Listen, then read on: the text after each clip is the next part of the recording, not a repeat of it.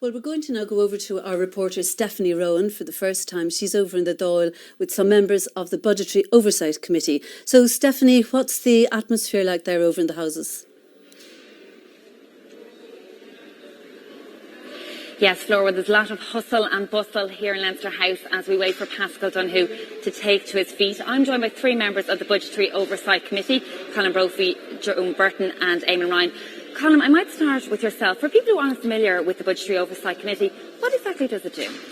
Well, the Budgetary Oversight Committee was established after the last election, so this is its first Dáil cycle which it has been in existence, and it was part of a range of reforms which were put in place, including the establishment of a Parliamentary Budget Office, and also the Fiscal Advisory Council really came into it. And what it was to create a committee, it's a select committee, which would empower and enable members of the Oireachtas to feed into the budget process. So historically, obviously, the Finance Committee looked at the budget after the event, but really in terms of contributing to the budget prior to the event, highlighting the key issues and influencing the formation of budget, there wasn't anything like the Budget Oversight Committee. So that's really what we do over a period of effectively nearly from the 12 months leading up to the next budget.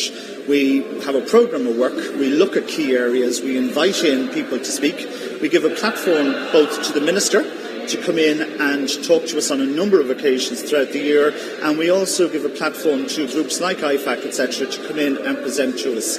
So it really is now an integral part of the budgetary process. And Joan, it was set up 3 years ago. What type of influence has it been having? Well, I think its influence has been mixed. On the one hand, on the positive side, there's been a more open debate in Ireland where money is very secretive and government money is one of the biggest secrets of all.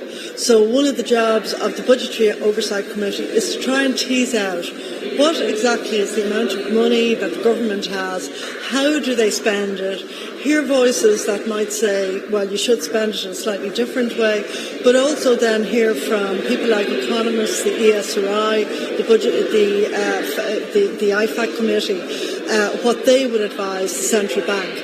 And I suppose the most difficult thing has been we get, for instance, for the third year in a row, a summer economic statement. But by the time budget day comes today, having been told that everything is cosy in the summertime, no problems at all, now today we know that, for instance, health is likely to be 300 to 400 million or more short by the end of the year.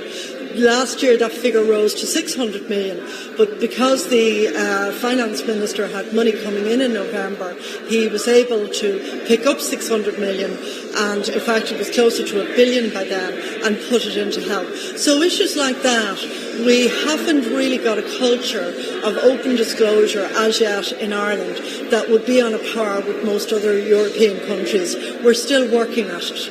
OK, and Eamon, of course, everyone's talking about a no-deal Brexit and that threat. What type of role did that have in the committee's negotiations this year? Well, obviously, it affects everything here at the moment because it is the big political issue. It's into a very complicated mix because we've got this balance between the economy that could be overheating or the one that could go into a very severe recession if there's a no-deal Brexit. So it's a real difficult balancing act.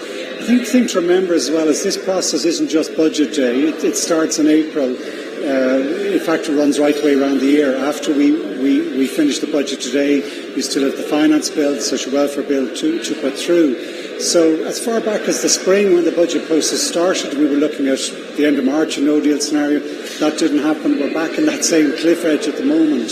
So it's just been an additional factor and probably an additional really difficult one because in making the budget right, you're tossed between is this economy overheating, we almost have full employment now, or is it about to go into a very severe recession? And I think that makes the case not just for everything being done on budget day, but for people looking at throughout the year because we may have to amend depending on what happens with Brexit. OK, we'll have to leave it there for now. It's back to you in studio.